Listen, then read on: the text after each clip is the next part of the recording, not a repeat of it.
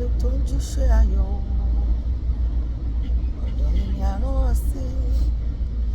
Jíṣẹ́ ayọ̀ fún ìdílé kan ẹ̀gbọ́n dógò. Ilé mi nìkan mo fẹ́ rí o. Áńgẹ́lì tó péré gbèrè tèmi wá. Áńgẹ́lì tó pín ìyanu ẹ̀mí ni àánú kan o. Áńgẹ́lì tó ń pín ire. Áńgẹ́lì tó ń pín owó. Áńgẹ́lì tó ń pín ọmọ.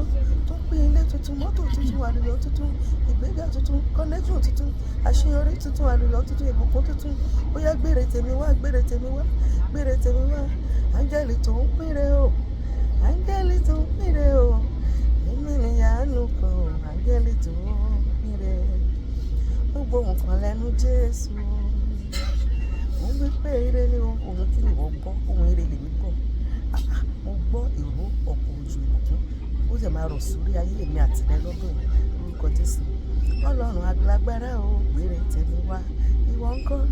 Ó gbóhùn kan lẹ́nu Jésù. Mo wí pé ire ni o. Ọlọ́run alágbára o, gbèrè tèmi wá.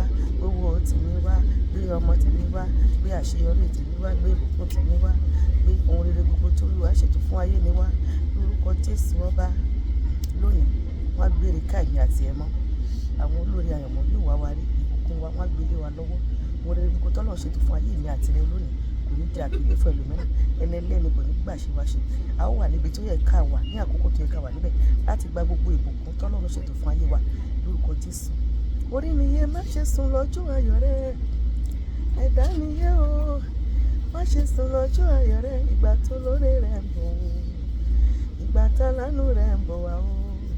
Mo bẹ̀ ọ́ orí mi, dákun dábọ̀ yìí ó máa sùn lọ. Ire mi àti ẹ kò ní tà sí wa lórúkọ Jésù.